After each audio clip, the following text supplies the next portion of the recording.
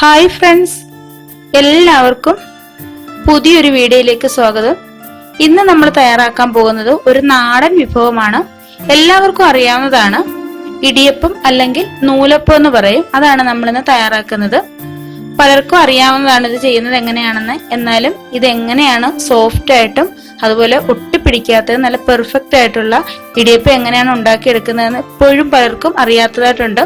അവർക്ക് വേണ്ടിയാണ് ഞാൻ ഈ വീഡിയോ ചെയ്യുന്നത്.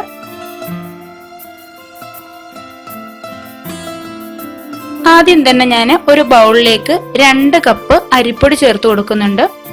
ഇത് നമ്മൾ വെളിയിൽ നിന്ന് വാങ്ങുന്ന പാക്കറ്റിലെ പൊടിയാണ്, ഇടിയപ്പപ്പൊടിയാണ്.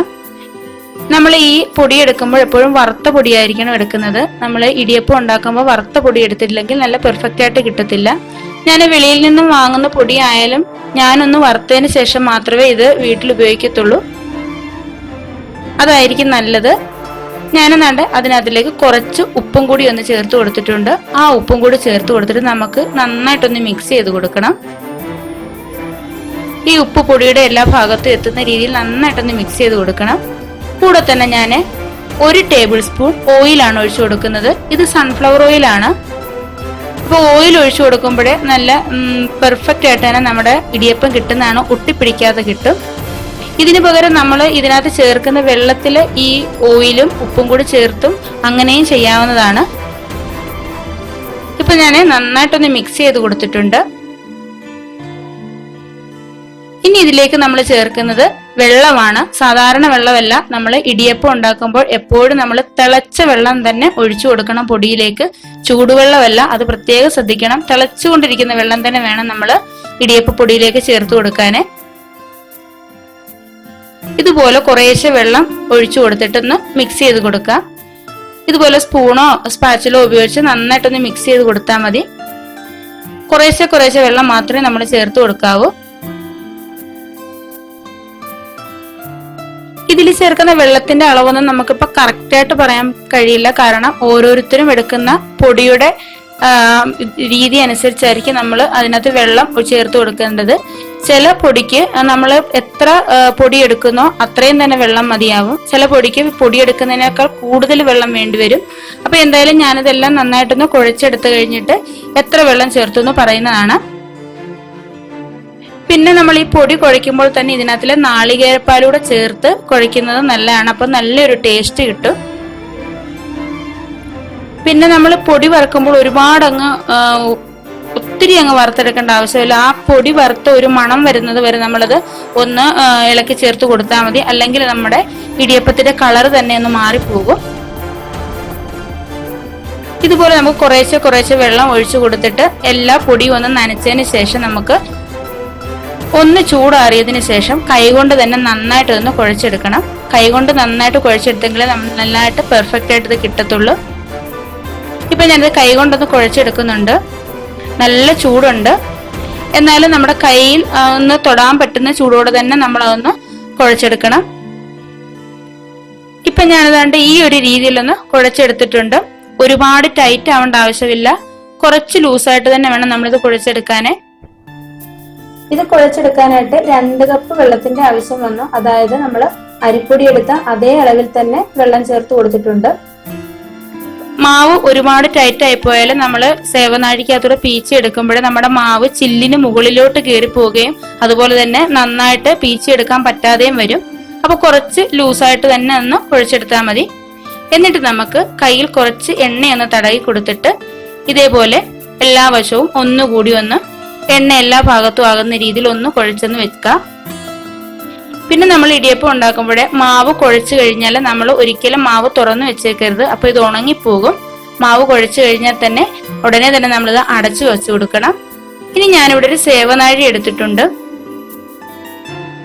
ഈ സേവനാഴിയുടെ ചില്ല് എടുക്കുമ്പോഴേ നമ്മൾ ഇടിയപ്പം ഉണ്ടാക്കാനായിട്ട് വളരെ ചെറിയ ഹോളുള്ള ചില്ല് വേണം എടുക്കാന്. നമ്മുടെ മിക്സർ ഉണ്ടാക്കുന്നതിനെക്കാട്ടില് കുറച്ചുകൂടി വലിയ ഹോളാവാം. നമ്മൾ പലപ്പോഴും സേവനാഴി വാങ്ങുമ്പോഴേ നമ്മുടെ ഇടിയപ്പത്തിനുള്ള ചില്ലിന്റെ ആ ഹോള് ചിലപ്പോൾ വലുതായിരിക്കും. അപ്പൊ നമുക്ക് സെപ്പറേറ്റ് ഈ ചില്ല് മേടിക്കാൻ കിട്ടുന്നതാണ്. അപ്പൊ ഞാൻ എടുത്തിട്ടുള്ള ചെറിയ ഹോളുള്ള ചില്ലാണ്.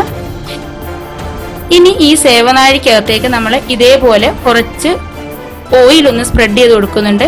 ഇങ്ങനെ ഓയിൽ സ്പ്രെഡ് ചെയ്ത് കൊടുക്കുമ്പോഴേ നമ്മൾ മാവ് ഇതിനകത്തിലേക്ക് ഇട്ട് കഴിയുമ്പോൾ നമുക്ക് പെട്ടെന്ന് തന്നെ ഇത് പീച്ചെടുക്കാൻ പറ്റും.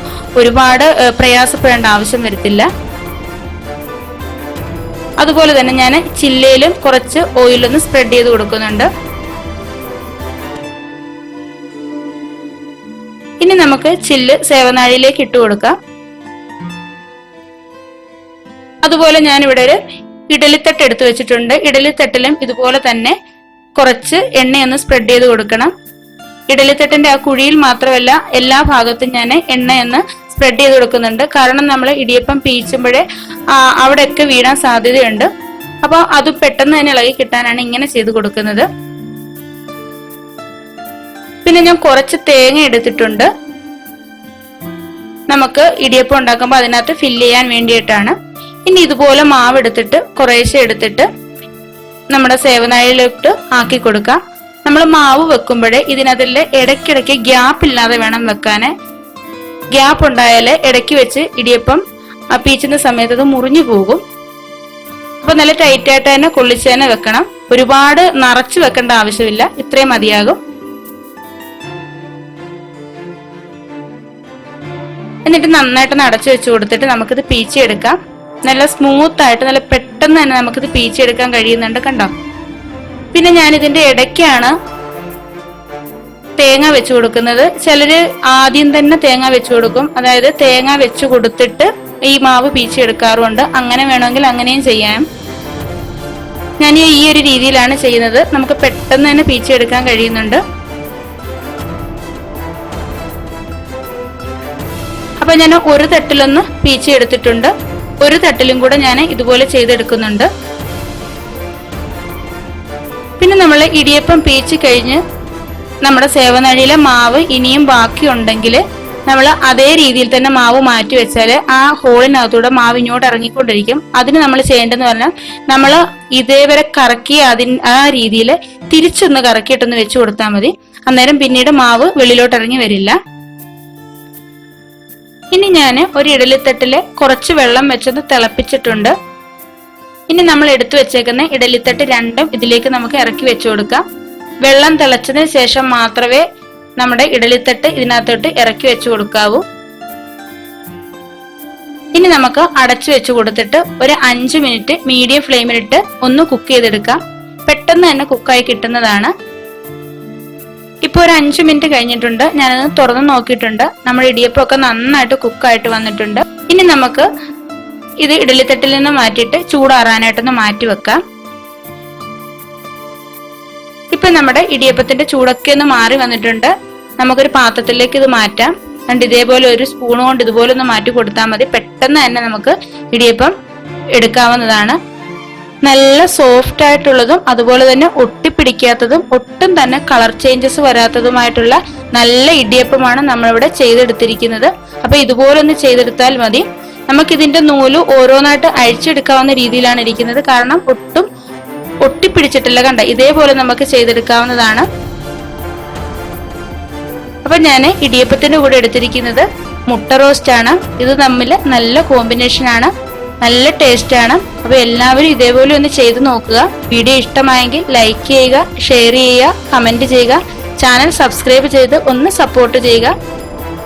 അപ്പൊ അടുത്തൊരു വീഡിയോയുമായി വരുന്നതായിരിക്കും. Bye, thank U.